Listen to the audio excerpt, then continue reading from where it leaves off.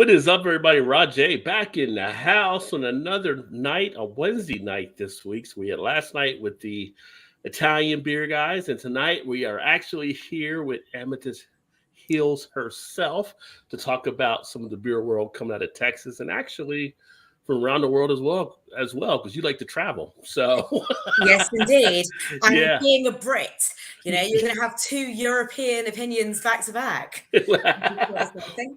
Well, the two Italian, they're actually Americans that went to Italy. Although one's dad was from Italy, but he was definitely more American. They're out in Colorado. But great to have you on. And for those of you that don't know, is it Rivani or Rivani? Rivani? Ruveny. Amethyst Hills, very Yep. popular on Twitter. Does a lot of craft beer writing and articles, and talk about a couple of those. And lots of traveling around the different breweries, based out of Texas now. Yep. Although I know you've been all around different places, like, as I mentioned. So Mm. we'll go ahead and get into some different things here for a little bit of time. And everybody in the comments, if you have questions, as always, feel free to ask them as well. And that being said, I guess we're going to get started. Well, you already cracked open a beer. What beer did you crack open, by the way? So I'm actually just finishing this up because I was just chilling in my garden after I finished work. So this is actually from Yokefellow Brewing. This is their Creek beer. This is brewed by Garrett Crowell, who used to be the head brewer at Jester King, and this is his own brewery. It's a really, really gorgeous French style saison. It's very sort of like toasted rye bread, malty. I've had quite a few of these. I love it. He's a really, really excellent brewer, and he's really tapping into a niche for more relaxed but extremely sophisticated table beers, beers to share. And he's currently distributing his beer out of Nice and Easy in Johnson City, which I'm actually going to be writing about very soon. Spoiler alert. So this is Johnson City in Texas. Then is it a neat little beer area, or is he kind of it like is a very gem there? cute. It's got I think 3 breweries of its own, and now Nice and Easy, which is the outlet for Yokefellow and also for Lights and Wines. It's a really, really gorgeous bar. They've reclaimed, refurbished one of the oldest buildings in the city, right just off the main square, which has been serving alcohol since the turn of the last turn of the century, which is really, really very cool. We love going up to visit. There's so much amazing history in Central Texas, and so much really, really good beer as well. Awesome. Well, you're now out of the Austin area. Mm-hmm. And of That's course, right. the Austin scene's got a lot of stuff. Although the only beer I think I've ever had out of Austin is one that you've actually visited, because I saw on your website, Adelbert's. So Adelbert's does some really neat beer. Years ago, they reached out to me and they sent me some beers to check out for what they were doing down there. And they're still like the only brewery I think I found that had a gin barrel beer, which was really, really good. That's interesting that you said that, because that's actually one of my favorite new trends in beer is gin barreling, because I love gin, I love beer, so it's win-win. There's a very, very new brew. Well, I say very new, that's not even true. They've been here well over a year now, meanwhile, who are actually around the corner from my house, and they are have started a gin barrel-aged beer series, and they are absolutely killing it. So I've really enjoyed the two that they've done so far, and I'm very much looking forward to the next installment. And also Southern Yankee out of Houston, we have a gin barrel aged beer of theirs in the fridge, which I'm just so waiting to crack into. In fact, I probably should have brought that up now. Now I know you're interested, but I think it's such a great trend that we're, as much as I love bourbon barrel, that we're moving beyond that. That we're really going and finding the apple brandy, the Calvados, all the different barrels to make our beers really, really exciting. And gin is especially with certain styles. I mean, it just really shines. Yeah, it's kind of funny that it's just getting to the point now where you're seeing more doing it. Because I think when Adelberg said it to me, it was probably about 3 or 4 years ago.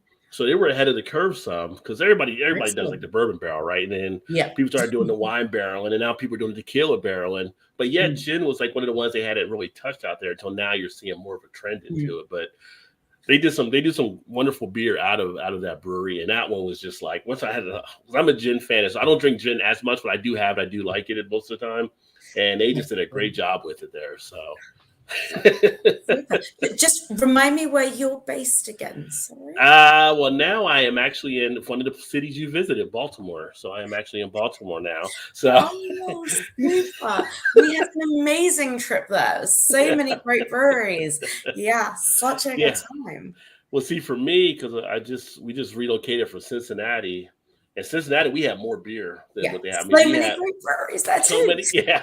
So, for me, it's kind of like not as many as I have before, but I'm still getting around. I'm familiar with some of them here. I went out to Heavy Seas, which of course you have visited when you were here. I know. Tried to go to Guinness, but Guinness was too packed when I went there. It was during St. Patrick's Day week, so they had the big thing over there, and people to get tickets. And I'm not a line waiter. I don't know if you wait in line for a lot of things, but I really like people go for these bottles, and I'm like, there's too many beers out there. I'll get something else. I'm not waiting in line that long. So there's this assumption that because I'm British, I don't mind standing in line. That is not true. I will not queue for anything. But Guinness on St. Patrick's Day, I can imagine that being an absolute hoo-ha. But we went at 11 o'clock in the morning.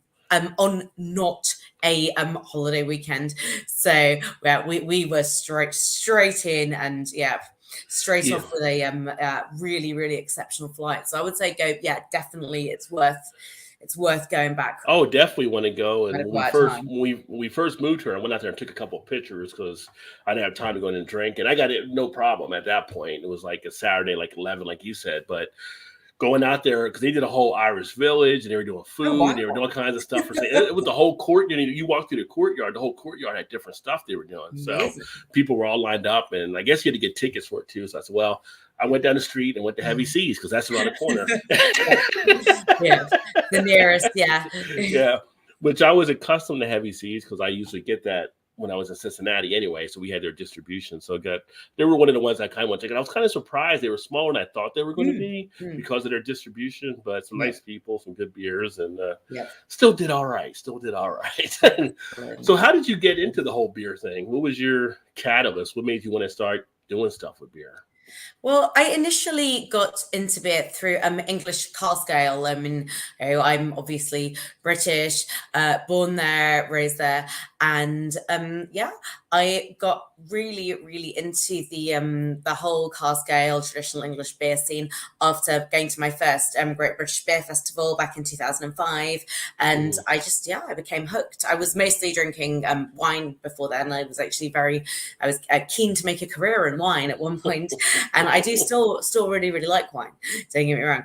But I was so fascinated by the sort of the different ways that you can take a style and just transmute it in so many subtle ways. And so, and to see so many different breweries doing different things from around the UK in such a large space was just really exciting. And then I just started looking for whatever was interesting everywhere that I went. Started volunteering for camera.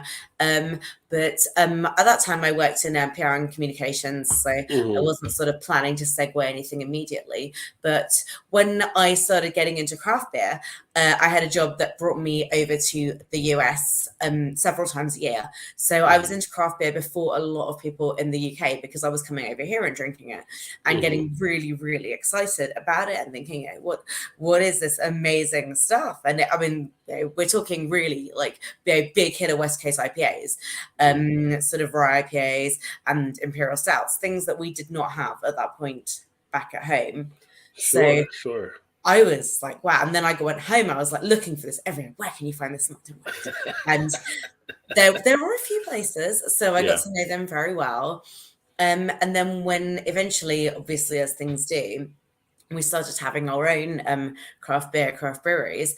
I was right on it. I was really, really excited, really keen. That's what I would do at weekends. I became a tour guide around East London.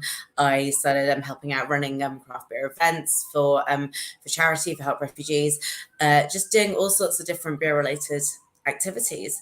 And then obviously moving over here was, I came here. It's like, Texas beer. Nobody knows about it. Everyone's going to know about Texas beer because, there's so much great stuff here. Yeah. There's a lot. How do you compare the scene here? Because I know you're out of London over there, and I got friends that are over in the UK and Kent and Derbyshire, a few different places they're around, but it's more traditional type stuff. Like, I was just saying I went to Heavy Seas when I went there, when I got here, I think it was the first time I ever had a cask beer, where you have cask beer all the time there. It's that nice, smooth cream. I can see why you could drink those all day long in the pub. You know what I mean? They're so smooth going down. But how do you contrast it? I mean, do you miss some of the stuff from back there that you get here? Is there stuff you had here you wish was back there? Like, both. I mean, cask beer is generally much lower ABV. Obviously, it's served on cask, so it's not as cold, it's not as fizzy. It literally comes out of a cask wooden barrel. It's served through a pressure pump. So when you see people in the movies like pulling the pump, they're literally pulling the beer up through the pipes to get it out. It's just like flick a switch like you do with a keg. So it's a very, very different method of serving beer. We mostly have English styles, but you can actually serve any beer on cask style. It's not restricted. So things like ESBs, English milds, dark milds, English porters, you'll find, relatively low ABV. They're meant for sort of, long session drinking, as you said, smooth, calm, relaxed. So very much the opposite of the kind of, intense, medium to high ABV IPAs that are more popular these days. But even at home now, that's they are very, very popular. But it is a big contrast. But you think of the pub in the UK, the public house. You're there socializing more, right? It's more socializing. Some of them don't even have like a TV and stuff like that. Everything is just there with the people. And here they have like pubs that are kind of based off the English style, but they're not really there because you still got like big beers there. Like, you're not going to have like a 10%, 11% there on tap probably at some of the pubs, I would think, over there, because people will be all over the floor. Well, things have changed. We have a lot of bars now that do serve craft beer, that do serve them the high ABV hitters. They mostly serve them in much smaller pours, though, not in whole pints. I will say mostly third of pints. Although our pints are bigger, don't forget that. 20 ounce, yeah. 20 ounces. That's what I got. One of my glasses, 20 ounce. I got here for the No Nick. Yeah. Excellent. But even so, you still, if you were getting like a 10% stout, it would be a third of that usually. But the traditional English pubs, they still serve the old style beers on cask. They bring you a pint, and it is a social experience. A lot of pubs, in my opinion, thankfully, still don't have screens. I mean, it's great to have pubs that have screens. We all, not all, but most of us like to watch a bit of sport. But you also want to have somewhere you can go that's quiet. So you need a mix. And that's one of the things that I do miss, is going to a pub where there are no screens, where you can just sit in peace and quiet, listen to some music, have a chat with the barman. There's nothing else sort of blaring on. Well, I think some have to have some, because when it's time for football, Manchester has to be on somewhere, right? So if they can't see Manchester U, they're going to start fights and stuff. So you got to keep people around that way. Actually, my husband is a Chelsea fan, so these days I have to. I'm all in blue on match days. Yeah. Well, it's funny. I watched a match a couple weeks ago, I think, and I didn't even realize it, but I know Manchester United because I've gotten more into it. As you know, here in America, that's kind of coming up. It's not really one of our sports a lot of people are into, but it is growing. And they were playing Manchester City, and I'm like, wait, there's another Manchester team? Like, how's that all work out? Like, And people probably, they got their favorites and they probably argue with each other. But I'm like, oh, they got United. Now they got City. It's kind of crazy. So we call it local derby when two teams from very near each other play. And then it usually gets quite rowdy. Yeah, so. I can imagine. Yeah. Let's see. We got some people in the chat here. Hello to everyone. I'm going to kind of go through some of the comments in case there's any questions here. But Vanessa, she's a big fan of Guinness. So food and Guinness Extra Stout. I mean, she loves Guinness Extra Stout. Foreign Extra Stout whenever she can. It's definitely different than Extra Stout. Anybody that hasn't had a foreign Extra Stout, if you see Extra Stout, don't get them confused. Foreign Extra Stouts. To the next level. It's much stronger. Yeah. So smooth. And the Wish You Were Beer show is here. Happy to finally catch a show with my favorite Twitter beer accounts as well. So shout out to you. And then we got Dave in the house, Beer in Front. You know, he's a big fan as well, too. How's it going? Always good to have Dave around. And if you don't know Dave, Beer in Front, check him out. He does some great podcasts. Anywhere you get podcasts, you can pick him up as well. And let me see here. Everybody's kind of saying good evening and hello and everything along those lines. So I'll go ahead and scroll down here. And like I said, if you guys have questions, make sure to pop them in there. And then I will go ahead and get those in here as well. Vanessa's at stouts with high ABV. She likes the big stouts too. So yeah. Definitely, get down to Guinness. I mean, we have some amazing stouts here in Texas, which you may not necessarily expect in a relatively high temperature state, but we do have some really, really cracking imperial stouts, and I think it's fine to drink them in the heat as long as they're properly chilled. Although you have to let them warm to let the flavor come out once you've had that first sip. Yeah. I feel like I could drink a stout anywhere, though. I'm pretty much, I can just, I'm good to go. Just, I'm an adult. I'll handle it. No, absolutely. So with the Texas scene, and are there any breweries that kind of jump out to you that really stand out, kind of leading the pack down there as far as some of the ones you really get excited about? Like, who are some of your favorites that you think they're down there? It's always a hard question, and people always ask me this. That's why I say I just want to answer. It's wide open. Like anybody you want to name, we're not ranking them. We're not putting a number next to them than that because that's more difficult. Like I get that question on stuff, and I'm the same way. But just like some of the names of people that really excited you, Put it that actually, surprisingly near to our house, and it's just wonderful serendipity. There's a brewery called Acapon who actually produce English style ales, and they serve them on cask. So every time we get homesick, it's a 20-minute drive. We're up there. They have beautiful wood panels tap room. They have an English mild and English style ESB that they serve on cask regularly. They have another rotating cask. They specialize in English style beers, so you can get porters, IPAs, all in the traditional style. So that's very, very much a sort of home spot for me. And at home we often drink a lot of cask on a Sunday because that's what you would have with your Sunday roast. So on Sundays we'll often go there, and they don't have Sunday roast unfortunately, but nobody's perfect, right?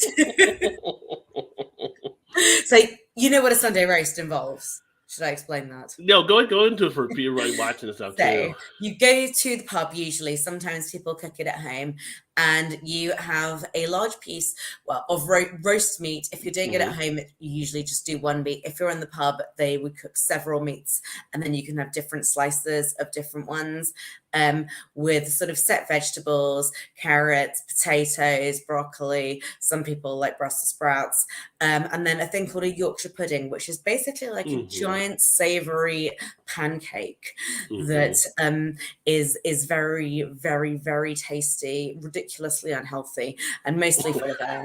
And then you douse it in gravy with lots of different sauces like cranberry and mint and horseradish, depending on what meat you've had. And this is a traditional English Sunday lunchtime meal. So you'd have a lot of cask beer with that. Yeah, well, there you go. I feel like that's, we probably bastardized it in some way in America, but it's like a potluck type thing that we would have. Everybody just kind of brings different stuff together. But no, that sounds phenomenal as well. It's a beautiful thing. Yeah. Everybody enjoys with cast beer, so you can't go wrong with that. Exactly. So, yep. So, well, we can't get the roast yet. We often go there for our cask fix on a Sunday. Mm-hmm. There's so many great breweries doing amazing things. Vista Brewing out in Dripping Springs are always a favorite place for me to visit because they mix up the sort of the very traditional styles with always adding a little edge of something that's very unique and very unusual. They recently had a black Pilsner that they aged in Madeira barrels, for Oh, okay. example. And it's only 5%, but the flavor was just absolutely incredible. They do a lot of Belgian styles and other European styles, and they do a few wild ales, which I'm very, very into as well. They also have their own apiary, which is just phenomenal. And one of our newest breweries called Hedgehog, they're just on point throughout everything. I recently had their new imperial stout called Erisius. I hope I've got the name right. Sorry, Hedgehog guys, if I haven't. Which it's just phenomenal. And again, this time of year, it's hot here, but you can drink that here in the heat. Okay? Yeah, definitely. I think I could get it down. When it's that good. Blue Owl, who specialize in kettle sours, they do just amazing things. Any style of beer, they will kettle sour, and it will come out just perfectly. Their Double Dapper Devil recently was, which is a Belgian strong ale with raspberries. That is soured, kettle soured, just really, really beautiful. And Austin Beer Works just excel at everything, but you guys have probably heard of them. So. Yeah, I've heard of Austin. I've heard of Austin doing some good things out there for sure. Yeah, the Beer Works. Yeah. And for lagers, Live Oak Brewing, they're the oldest continuously running beer in the city, brewery in the city, and they have an amazing range of European style lagers, pilsners, and smoked beers, rauch beers. So that's somewhere I always recommend for visitors outside the city to go and visit because it's such an experience. Oh, very nice. Yeah, one of my regular viewers, I don't know if he'll jump on there tonight or not, but it's Foamy Head. He's actually out of Texas, so hopefully he'll jump in because he'll be excited to see someone here from Texas as well. But Eric Gilbert, another great guy here to watch the show. He says Yorkie, so he knows all about Yorkie. He's up in Canada, so he gets all the English stuff coming through as well, too. So. Nice Yorkie for a long time. Yeah. And Bart said, good evening to you and your gorgeous guest. Well, Bart, you never called me gorgeous before. I'm just kind of bothered by that. I'm just saying. No, anyway. So no, that's all great. With Texas, how, like, compared to other stuff, do you have anything down there, like on the beer laws and stuff like that have been kind of a little bit more restrictive? Or you guys pretty open? You have, like, different limits or anything? Is it kind of like you go to other states and you're like, oh, we can't do that in Texas? Or you guys can't do that here? We can do that in Texas. Like, that's a very, very good question, and it's something that I've been looking into recently. Fortunately, for us, the laws changed significantly right before the pandemic because up to that point, about up to 2019, breweries had to get a special license to sell beer to go from their tap rooms. So very, very few breweries could sell beer to go. The Texas Craft Brewers Guild, who are phenomenal, absolutely fantastic champions for beer in the state, they pushed and pushed and pushed, and they got that law through. And without even knowing that COVID was going to happen, they saved so many breweries by doing that. And that was a huge change in the culture here. It also affected restaurants. It meant that restaurants could sell alcohol to go, including cocktails to go. So many businesses in Texas survived because of that change. And I think that that has been really, really important for the beer scene here. You still can't buy bottles of liquor on a Sunday. Yeah, I was gonna say, do you guys have a Sunday law? Like, you can't.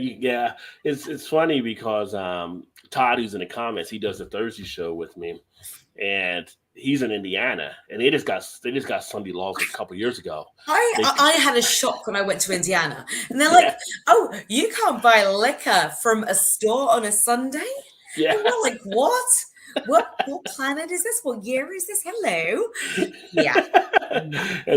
and with me, I was in Cincinnati, but I was on the Kentucky side of the river. So, like, right across from Indiana, it depended on the county you were in, but like one county could sell it as early as 11 a.m. Another one could sell as 1 p.m. But you could buy it at some point on that Sunday, unless you went deep down in Kentucky where they had like, no Dry alcohol type counties. place, which I'm still not Yeah. sure why those counties still exist, but Yeah, just let people make up their own mind at this point, right? So, but it's interesting because there are different things that different states have to go through. And I think in Texas kind of being restrictive in some of those areas like that. So kind of curious how that played out. Yeah, no, things have definitely opened up here a lot in that regard, but there are still sort of odd things like, say, like not being able to buy bottles of liquor even from a distillery on a Sunday. Wow. But I know that compared to a lot of places, that's not even that strict. So I remember when we first moved here, you had to buy food with alcohol on Sundays. That's gone now as well, as far as I'm aware. So certainly at a certain time, there were restrictions on what time you could sell alcohol on Sundays, like you were saying. But things definitely have improved, have evened out, and you don't feel sort of under the same kind of pressures that I know that some other states are still dealing with, where you have to buy like a whole meal with a drink and stuff. So well, it's like I'll go back to Todd. My buddy Todd is in there because he'll tell us like, in Indiana where he's at, like there's some store, like I forgot how it is. He'll have to remind me tomorrow night when he's on the show. Like in some grocery stores, you can't buy beer in the fridge. You can buy it warm. But at gas stations, you can buy it if it's in the cooler. Like it's just these weird type laws that exist that states have, and it's just who are making these things up. It's like you're in the Andy Griffith show at points. It's like it's like so many states still have laws that date back to Prohibition that just nobody's bothered to get rid of because it's too much effort, and so everyone is then stuck with. It's absolutely crazy. Yeah, I mean, it blows your mind. You'd never get away with that in the UK. We just drink far too much. We'll have another revolution over here if y'all give it. Right? So with Texas, is there like a limit on the ABV? Do you know? Like no. I know it was like Kentucky, it was 25%. You couldn't have anything more than that. You mean for a beer? Believe. I thought it was 25. Yeah, because Ohio had limits. So they're like, for instance, Utopia isn't allowed in like 12 different states because of the ABV laws they have. I was reading that the other day, and that's really interesting. I've not come across it in Texas. I've also never had Utopia. Sam Adams, help me out, please. I've never had Utopia. But, as far as I know, there isn't one, or if it is, it isn't that high. I mean, I've come across beers here that were 15, 16%. I don't think I've had anything higher than that here. But I don't know for certain. What I do know is that certainly, you're what we would consider industry standard 12, 13% stouts. They're absolutely fine. You're not you're not going to get like knocked on the head for that sort of thing that you are in some places. And everything's available on draft. And I don't even believe it's a state restriction to the size of pours. I think it's related to counties, and it's a much, much more localized thing as to how much you can pour of very, very strong beers, because it really seems to vary around the place. I mean, there are places that I've had pints of 9% beer. I'm not going to say where, but no, it definitely places where it's been fine, and places where it hasn't. So it definitely does vary. And I think Kentucky, I said 20. I think it's a little higher. Like you can get Utopia in Kentucky, I know, but Ohio, they used to be one of the more limited ones, and they just went high enough where you can get it there as well. But there's still some states where it's just too much. I don't know what Maryland is, but I haven't seen a lot of Maryland beers over maybe 12 or 13. Now in Kentucky, I think the highest one I ever picked up was one of the Avery ones, like 18 something. But that was probably the highest one I think I've seen there, although there could have been some bigger ones possibly. But I know they have the room. They could add higher if they wanted to. But what about Dogfish Head? I mean, they're so close to Maryland, and they do those really, really strong beers. Yeah, they do the 120, but I haven't seen a 120 in Maryland. They're out of Delaware. Yeah, I've seen the 90 and I've seen the 60, but I haven't seen the 120. So they might be over that limit for Maryland. That's interesting, because we can get the 120 here in Texas. Yeah. So That's you guys might be absolutely. a little, you might be a little higher than what Maryland is even. So I'm just like, free all the beer, man. Just free it all. Let it all I go. Don't hold it back. What are you doing? You know, you see, we're out here fighting COVID. You're limiting the beer we get. know. Come on, free it all, man. Let it all happen. No, So absolutely. yeah, So, yeah. how are you finding the beer scene in Baltimore? I think we were there for like 3 days, and yeah, I think we got through a fair number of breweries, but it was before COVID, so I'm assuming that things have changed a bit. Yeah, I mean, here, Baltimore, we just got here in January. So with COVID, they were one of the states that kind of did well in embracing and doing what they need to do. I guess with the positivity rates under like 1% now. And some people still wear masks. Yes, So it got kind of ingrained into it. Like you don't see people fighting, like, oh, I'm not gonna wear a mask, like going to the store or something. You don't get that really here. And that's so great. yeah. But so in that regard, they kind of embraced it nicely. And the breweries and stuff at the time, from what I've seen from past posts by people, they'd be spread out. They would make sure everybody was in safe type thing. Um, but I haven't been to too many of them yet. I went to one, the Guilford Brewery, which is a European brewery, actually. We went there this past Saturday and checked out the beers they had. My wife was looking at doing a function there. So we went to see if that might be the place they want to do it at. And really good beer, really good food. Had this meal. It's on my Instagram. If you think my Instagram, there's this thing called this dish called the Hangover. And the dishes are supposed to be like English type dishes, I guess. But it was like potatoes with like braised beef with egg on top, and also it's like it was like poutine with no gravy, pretty much. And it was just like phenomenal. And I'm just like, Nice. they had the bangers and mash and the fish and chips and all that other stuff. And I'm like, no, give me this one. This is what I want. This is comfort food right here. And it was so tasty. And I had that like with the Bach and the Vienna Lager and Excellent. I had a Hefeweizen and a few other ones. It was like 6 on the flight or whatever. And my wife didn't want to finish 2, so I take care of them, give them to me, so knock those out. But it was a great experience. But that and Heavy Seas, you mentioned you went to Suspended. I haven't been there yet. They're pretty close to me because I'm in the Inner Harbor. So Suspended, I want to get down and check them out. A couple other ones around here, but I've had some of the local beers at some of the restaurants and stuff, which are pretty decent. Excellent. Yeah, yeah. So Wow. it's tough for me just because coming from Cincinnati, we had just so many different things. Plus, we had like this store called Jungle Gyms. I don't know if you got a chance to go. If you ever go to Cincinnati again, you want to I go to Jungle Gyms. definitely will. Yeah, this is like one of the top places to buy beer in the country. And Excellent. I've got a video on the channel here when I went there before, and people were like, blew their mind when they saw this place. And you have all the beer from around the world. You could drink your beer while you're shopping, which people, they were like, you could drink while you're shopping in the store. Yeah, you could drink while you're shopping. They got a cup holder in your cart, so you can Nice. just push around. Some people just go there just to drink at the little pub thing they got there. They got like about 20 taps. People just go there to sit there. They're not even shopping that day. They just come in and get beer like they go to a bar.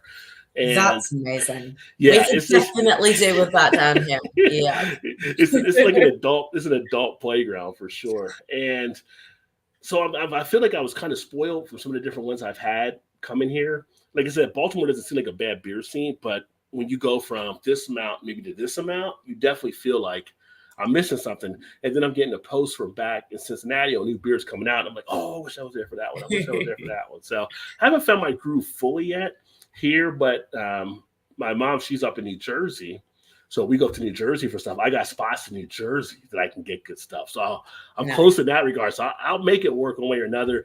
The best thing I had is that one of the stores here that I went to, they actually get me beer from Other Half out of New York. I don't know if you're about Yes. Other Half. Yeah, that is a tough beer to get. So I'm winning in that regard. I have a place that Yeah. gets Other Half beer. I had one earlier this week. It was so tasty. It was so good. I used to be one of our buddies, Joe, that does the beer patrol. He used to send it to us. So now it's like, I don't even need you. I got my own supplier. I got a new supplier, man. Nice. We can But get other half beer in London now, which is pretty crazy. let me tell you about one. I got friends over there in London. Like, oh yeah, we get Other Half. Oh yeah, we get Treehouse. Yeah, we get Trillium. Wait, whoa. How do you get those and you're in another country and we can't get them in our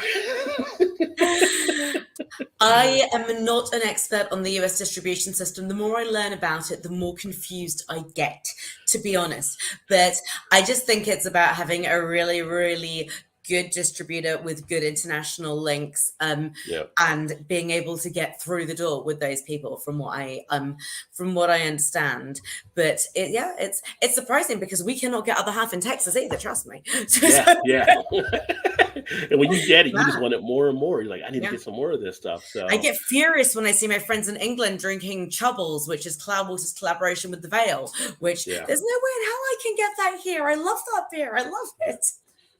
One of the beers I always kind of wanted to look at getting for my friends overseas was Cloudwater. They always talk about Cloudwater being really good over there too. So I wish they would have distribution coming over and doing some stuff here. One day. So what were your favorite Cincinnati hangouts? Oh, in Cincinnati, I had a couple of the guys come in and we went out one time and I took them to some of my favorites. Braxton Brewery has they have a Braxton Labs, which was their small batch processing. So they have Braxton Brew, Braxton Labs, they have Braxton Barrel House. They put another one. They got 4 different ones around Cincinnati now, but their small batch, which unfortunately they had to close during COVID because enough people, they get stretched too thin. They still make the beer there. They're just not open for patrons to come. You have to go to the other places to get the beer. Just phenomenal on some of the stuff they were putting out there. They were like one of the ones that I see blowing up. I mean, they just got I just saw the other day, they got like 18 wheeler stuff now, which they're just one of those ones that are going to be around for a while. They're doing everything right to go forward. Rheingeist is a big one there, which Rheingeist just went to number 25 craft brewery in the country, which surprised me. So they're doing some good things. Street Side, which is one of the gems, is kind of a smaller, not small, but not medium yet brewery where they do a lot of the hazies and stuff like that and everything. Phenomenal beer they're putting out. And they get overlooked sometimes because they're not with the main strip and stuff. And when people go there, they love them. And when they come to the beer festivals, people love them. They always do some good stuff. We have another one, Taps Ale House, that does really good. I went there. I had such a you went to Taps? Yeah, I had such a good time. Taps is a very good one. Taps is very nice. And their setup is nice because it's like old church or whatever. So it's got a nice little classic. Yeah. And the food was amazing as well. Oh, the food is great. The food is great. And speaking of churches, we got Urban Artifact there. Oh, which Urban Artifact is becoming loved it, hours. Yeah. Urban Artifact was really cool, especially for people that are like, I don't know if I like sours because they're tart. What they do is you can get the stuff there, but they give you like these liquids you can spray into your beers to cut the tartness on stuff, which is really cool because you end up making your own flavor or to the level you actually like it. Great owners there. They've been doing a great job as well. More and more people are finding out about them. So good. Yeah. But we've had like, when I left, about 65 or so breweries just in that Cincinnati radius, just that, not even counting if you go up to Dayton or if you go down to Louisville or if you go over to like Lexington, just in that area, we had so many different things that were happening. So it's kind of like you would just bump into breweries at a point, where am I at? Oh, okay, I'm here. Let's go to Listerman. Oh, let's go over here to this one here. Let's go to Woodburn. Let's go to this. Let's go to, it's like, oh, there's a brewery right there. And if the brewery wasn't there, we had gas stations where you can get taps, where you can get your own stuff to take out. They fill growlers in gas stations and stores, or you just go to the store like Jungle Gyms or even our Kroger. You could sit in Kroger in Ohio and drink in the grocery store. So we can do that here now. Not every grocery store, but there are a few where you can do that here. A few branches of Whole Foods, Central Market, few HEBs. The list varies. Whole Foods and Central Market, they get some really good stuff. I mean, there's years that I've not been able to find anywhere else that I've been able to find in the bars, in the grocery store, which is pretty crazy. Yeah, and we could do that with Whole Foods as well, where we're at there in Cincinnati. It's like, and you would get like a pint of, usually it'd be a Great Lakes or anything, but you get a pint like a Great Lakes, like one of their Imperials or whatever, and they'd be like, oh, $3. Like, what? Wow. I'm gonna stay here with the hot bar the rest of the day. I'm not going anywhere, And now I'm gonna move to the Midwest. Yeah. Well, they did a smart asset. They do surveys each year on the breweries and stuff and the beer cities. And last 2 years, Cincinnati was ranked number 1 because of the amount of breweries, the cost of buying beer, the ease of getting beer is just like, don't tell everybody that. They'll all start coming here. But like our beer festival, that actually, first time I missed this one in a long time, but that comes up, I think it's this coming weekend. They get like close to about 400 to 500 beers that are there. Wow. So it's like you got to plan ahead to, like, don't get caught on the wrong beer because you'll miss the one you really wanted to get. So you go with a Yeah. plan, but it always gets messed up. It's difficult with beer festivals, isn't it? Because you always go in with a plan, but somehow it never quite ends up the way you think Never it's does. going. And then they're like, "Oh, we're closing now." No, not yet. Exactly. People always go around to the last Oh, tap. Is there any more in there? Nope, it's already turned off. Yeah. But Jojo, Roger Chicago usually don't post on my friend. Your open eyes, new drinks. Big up, my brother. Oh, I appreciate that, Jojo. Thanks, my man. oh, how lovely. He says, "Wait, you can buy liquor in Indiana?" Wow, thanks, bro. Let's see. Arkansas doesn't sell anything on Sunday. Yeah, Arkansas is one of the states where you can't buy anything on Sundays then as well. What a nightmare. Erie, she's my buddy too. She's in South Carolina. They got rid of the Sunday law a few years ago there. So South Carolina just got rid of it recently. Excellent. Well, we used to have that rule back in England. It's just, I mean, that was when I was a child, that you couldn't sell liquor from a store on Sundays. You had to go to the pub. The pub was only open between 12 and 5.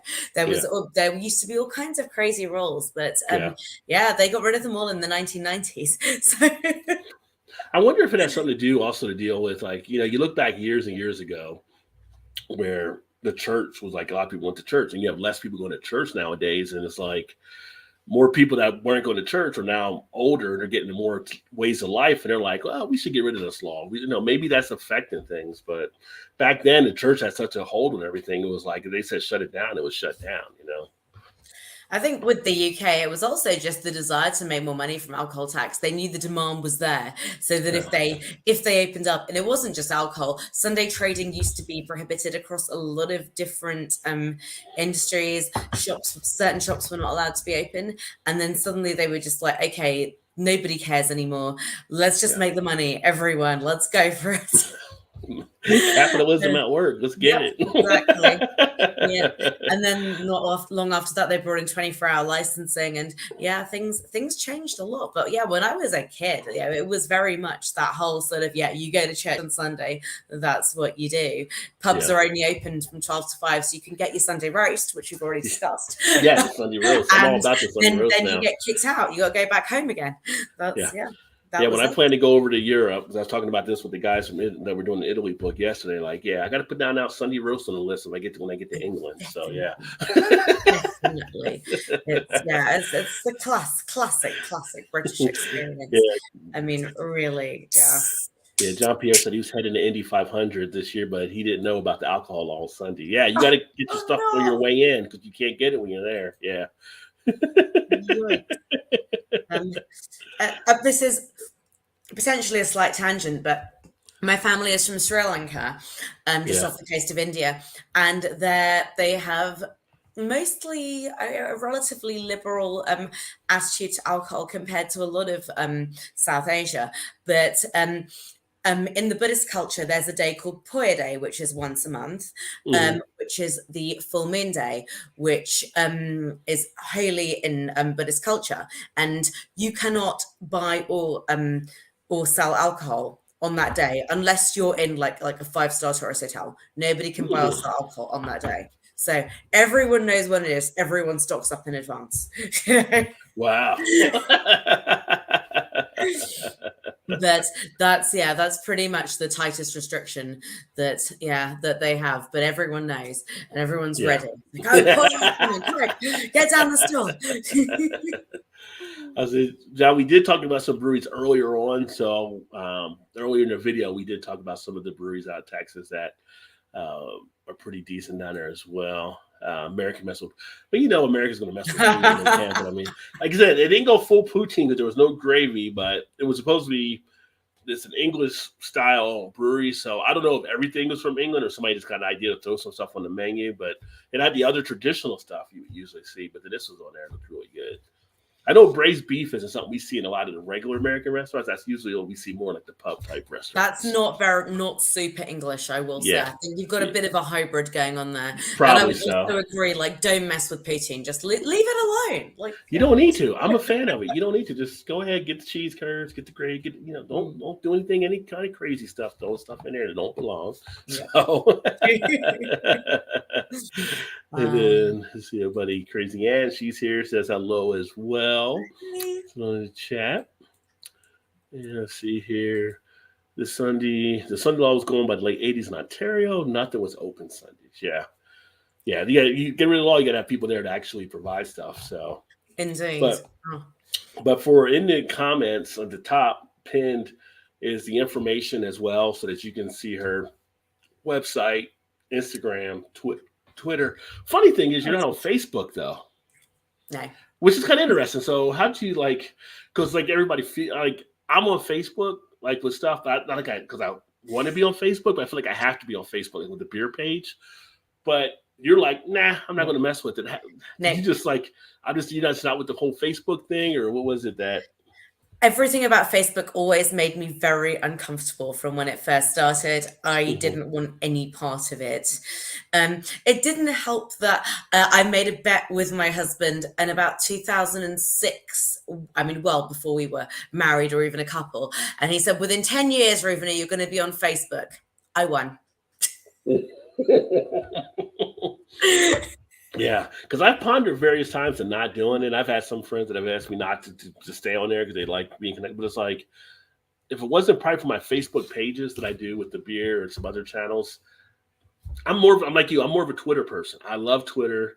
I like being out there just throwing stuff out there. I know some people don't like Twitter. My buddy Erie, I just mentioned, she's not a fan of Twitter. But I'm like, hey, you got these amount of characters. Say what you got to say and move on. Don't, I just feel like it's a great little bullet point type thing. Although some people think there's more trolls on Twitter than Facebook. I don't really know. I feel like you got equal trolls across both of them probably. But I like Twitter. I enjoy it. Instagram, I do it because you can show the beers. You can take pictures. You can have fun doing stuff there. But if I had to get rid of one, Facebook would be the one, which I recently just taken it off my phone, right? So I took it off my phone last week and had a great week not having it. Well, then I'm not going to get into it because everybody's talking about the death of it and everything like that. But there was this funny thing. I said, I had an idea because the whole Chris Rock, Will Smith type thing. There was a little video thing I put there. So I had a little short where it was like Chris Rock and Will Smith. But I couldn't put it on Reels because I didn't have Facebook. So I had to put it back on my phone just so I could put it on Reels and I'll take it back off later. But that whole thing was just a whole crazy thing in itself. But the one thing I wanted to get into to talk about is now, because let me know when the time and stuff is. Like I told you, because time flies when you're on here. Would you like me to put the light on? Can you see me okay? Because I can see you some. I mean, if you want to put it on, it'll probably be a little bit better, but you're good still. That's true. Is that too bright? No, you're fine. Okay. Yeah, because it's starting to finally get dark here now. Well, one thing I haven't done yet is pull up your website here, so that people can check it out.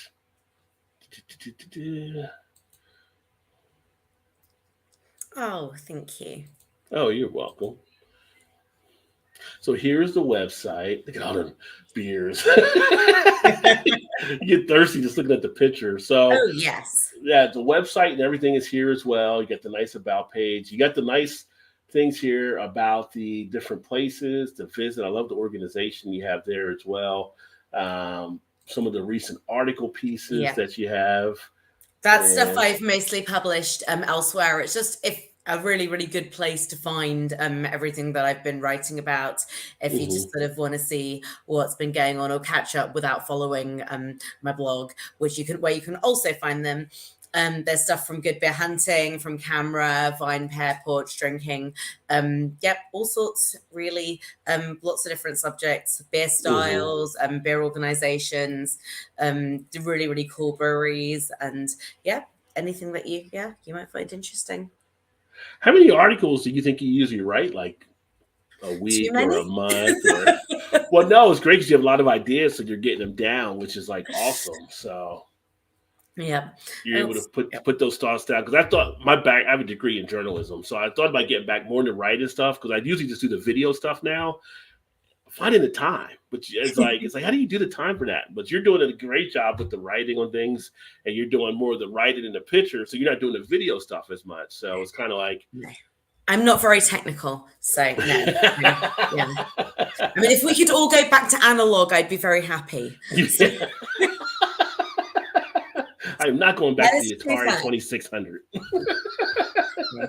Yeah. I've come too far with PlayStation. I'm not going back. But no, I like PlayStation 2 was like, that was like the zenith of PlayStation. It's all been downhill since then.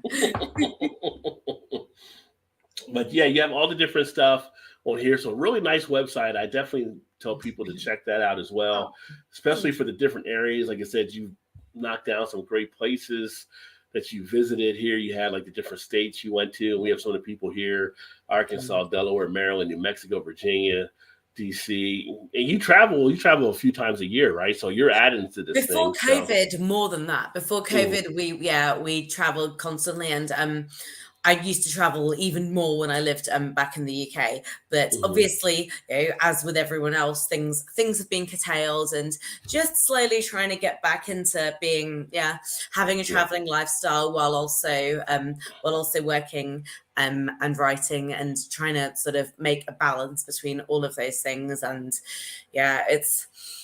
it's definitely a bit of a curve, but I'm also very, very confident that hopefully we'll all get to the point where things are more normal than they are now. Yeah, well, hopefully, it seems like we're supposed to be on track, although so many places in America that I'm dying to visit where I still haven't been, still haven't had their beer. So I really, can't wait to fully get more back out there. Well, there's so many places, just around the world. I mean, here in America, there's so many different things, and like I said, talking to the guys from last night from Denver, it's like I gotta get out to Denver. I've still got to cross off going to the Great American Beer Fest off my list. I haven't been there yet, so no, me either. And the beer scene in Denver is just incredible. So, what are you drinking? I heard the Telltale Crunch Clink. Oh, the Crunch Clink. Can't fool anybody there, right? So now, so last week I had Linda on, who's the CEO of Mad River Brewing, and they had sent me some beers to try. So this is the Steelhead Extra Pale Ale, and so the review is coming up on a channel here the next week or so that I've done. But it's a nice, smooth pale ale that they put together out there. They're a tribal-owned brewery, which is cool. And starting, I guess now in 2 weeks, whatever, they're like the first tribal-owned brewery to have a Major League Baseball contract. So their beers will be featured at the San Francisco Giants games. Wow. And they do a lot of stuff out there. So what they do with their brewery, like all their beers have a purpose. So with this, it's been revitalizing the steelhead population for the fish out there. The seltzer that I have is Undammed, which is about taking the dams out of the rivers that have been put in there that have been causing some of the wildlife to struggle as well. And then they do stuff like revitalizing the state park. So the other one I have is the Historic State Park India Pale Ale. And they work with California on revitalizing that. Oh, gorgeous. Yeah. Yeah, she'd be definitely somebody cool for you to talk with as well. I mean, she's getting a lot of press and stuff now. So if you want to connect with her, I definitely get that set up for you. That would be wonderful. Gosh.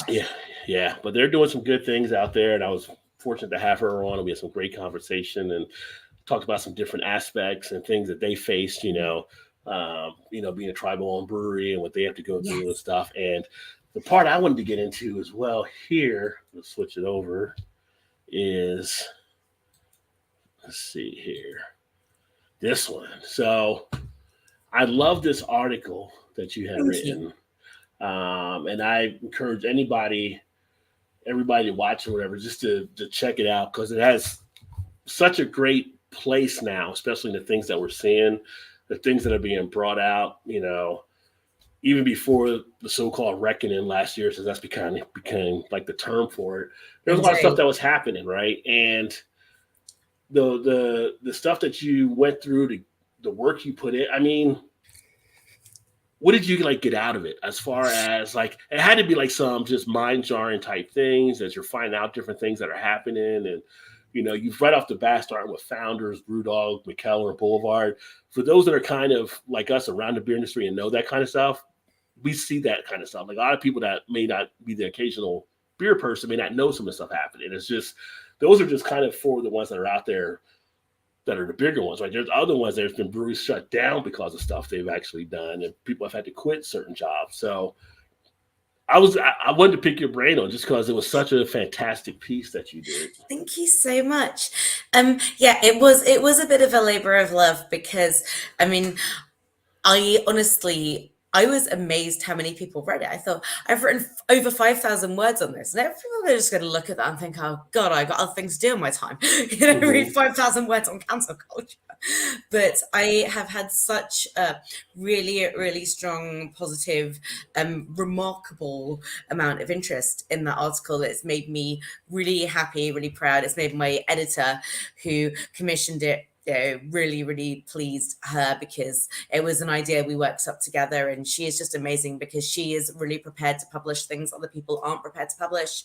She's not sort of afraid of getting, negative blowback. She's really just wants to make issues live and real and have sort of proper, intelligent, integrated discussions about them, which is so, so crucial, not just to our industry, but, to the world in general, but specifically to our industry. And I think that she was really instrumental in making sure that this really came together and not sort of stymieing me in any way and allowing me to go through everything that I felt needed to be said, if that makes sense. So yeah, thank you everyone who read it, because it's a long read and we're all busy people. So yeah, thank you. It's a long read, but it's a well thought out, thoughtful read too. It's definitely something that gets your mind thinking about some of the stuff there. And for people that may not have been exposed to it, it gives them a chance to look at it. So I posted the link there in the chat for it as well, for people that want to take a look there a little bit easier. But hitting on the different breweries, hitting on the whole, because at the end, because you get towards the end, not to spoil for people, but the whole council to the concert. That's how I've always been. It's more of a consequence type thing where things are catching up for people rather than a council type thing. And people kind of miss that when they talk about these things that are taking place and the things as they're affected, not just in the beer industry, but in other aspects of life. It's just these things are definitely happening out there. So, when I saw the Boulevard, I looked into the Boulevard situation because I was like, oh, I really like the Boulevard beers. And me too. And then going into it and reaching out and talking to some of the people there and reading the employees type things, it's like, okay, well, that when the employees were able to rally together and make the move.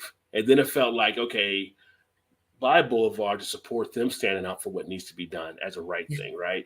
Versus where it's like Founders, and even Founders still trips over herself. So Founders just came out a month ago, or maybe a few weeks ago, where they said the president was stepping down. But the president is stepping down and still going to be a board member. So you still have that culture there. So it's like, there's no way for me to play into the Founders type thing. The Brewdog thing is still getting kicked around on a lot of different aspects. Goodness. Yeah. Today's revelations, just when you think it can't get any worse, it does. I was just before I came on air, I was just reading the latest, and the fact that they've managed to alienate a reconciliation-based organization is pretty spectacular. I didn't even see that yet. Melissa Cole, who put that on Twitter, which is how I saw it, who is such an amazing UK beer writer who inspired me to get into this. It was like, how do you alienate a reconciliation-based organization? What have you got to do that? It's pretty special. That's a special talent. That's about as bad as the letter that the diversity person wrote when she left Founders. Unbelievable. That's really unbelievable what they're doing. And I mean, when I first got into craft beer in the UK, Brewdog were one of the first UK craft breweries. So obviously I loved them. Everybody did. Because, they were trailblazers. They were the groundbreakers. They were bringing America to England. So everyone was so enthused about them. Right. But then, when it started to go wrong, it was so distressing to see how many people just, drank the Kool-Aid and didn't want to know because it was too much effort. It was too hard. The same way that people are with founders. And I even go to bars at restaurants that I like and they're serving founders. And I don't always have the energy to come up to them and go, why are you serving founders? Because often it's not fair on the person who's serving because they don't even bloody know. It's not their decision. It's not their choice. But it does just, I can't get my head around it. It's like, if you know anything about the industry, why are you doing this? We have 9,000 breweries in America. Why do you have to support the people who are doing bad shit? Why is that necessary? It's not necessary.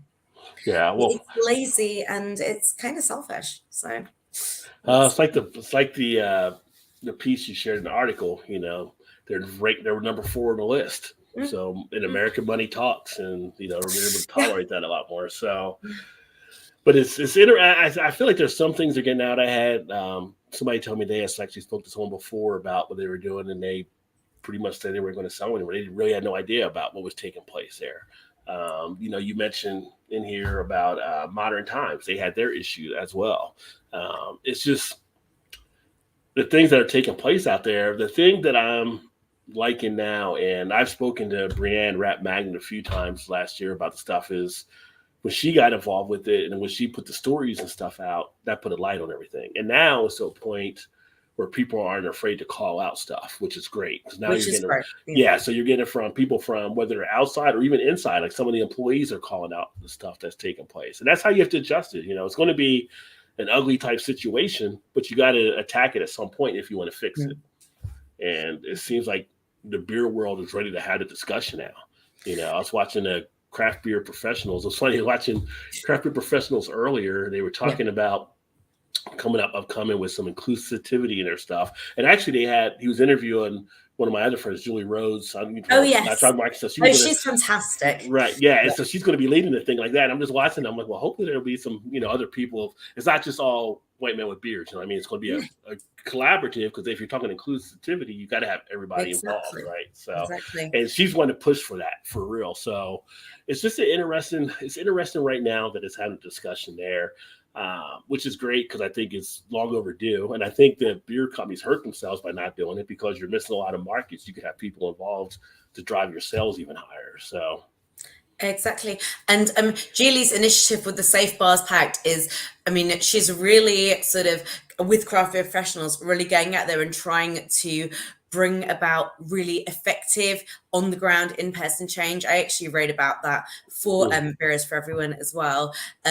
Exactly how the craft beer, the Safe Bar Pact works in craft beer, and how breweries can get involved with it, and why it's really, really important. I'm really looking forward to working with Brienne, because the Women's International Beer Summit, I'll be chairing her talk on the Brave Noise beer. So awesome. It's really, really great to be involved with all these awesome, amazing women who are really trying to push for change and doing really strong proactive things, because as you said, it's way, way long overdue. Yeah, it is. And having the women involved brings that other perspective, right? Because that's the whole thing about why you have diversity in things, because it gives you different views and perspectives that people have that you're not going to have. And so the more diverse it is, the more you have a wider range of kind of capturing stuff. Or someone is saying in the room to say, hey, that's a stupid idea. Don't do that,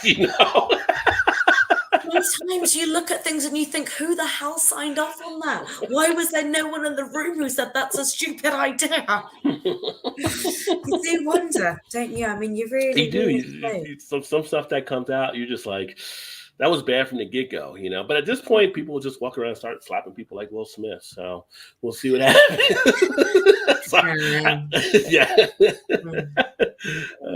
But no, it's a great piece. I think that I encourage everybody to take a look at it and take a read. And again, it just provides a nice, thoughtful, in a world where there's so much fluff, there's so much things happening. I joke about the Will Smith type thing, but you think about it, like, everybody yesterday, Monday, Tuesday, they're all tied up in it. But like, we got all this other stuff happening in the world. And it's like, there's just a lot of fluff out there. And it's like one of those things you can sit down and read, get the brain juices going a little bit, and kind of sit back and take a look there. And at some points, it's just, it becomes a point of even being a consumer. Where's your role with stuff, right? Like I've had last year, I did Women in Beer Volume 1, where I had a few of the women on. It was all women actually on the panel, but we had like 6 or 7 women on just talking about all this stuff. And then I said at one point, it's like, at a point when you're seeing this stuff happen and you're that guy working in the brewery and you see that guy doing this stuff, you got to say, hey, cut that off as well.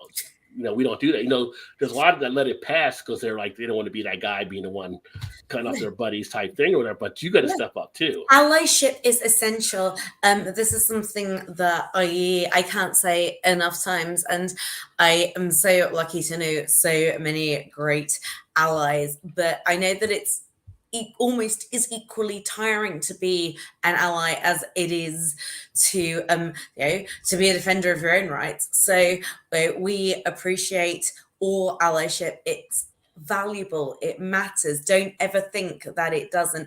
And standing up for people, whether you're standing up for a server, whether you're standing up for a customer you don't know, whether you're standing up for a friend when another friend is giving out banter, which should be banned from the English dictionary because it's been so misused as a word.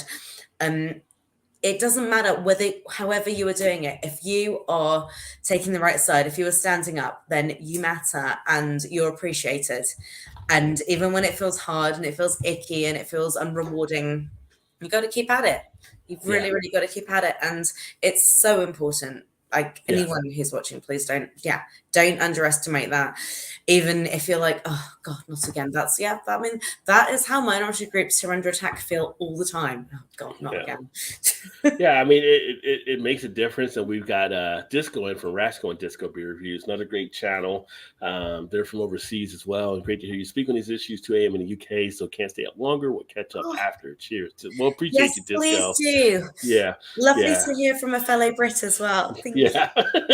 I do well with the ratings in the UK. I feel like I should have lived there at some point. I get a lot of people that watch out of there. So it's these are the topics, these are the things I like to bring to the channel because it's not all just beer reviews. There's a lot of stuff happening out there in the beer world. There's a lot of things that should be talked about and discussed. And, most of it's good, but even some of the bad stuff, you got to have those conversations. So that's all a great thing I like to enjoy. But I'm so glad you were able to come on. I know you got to jump off or yes.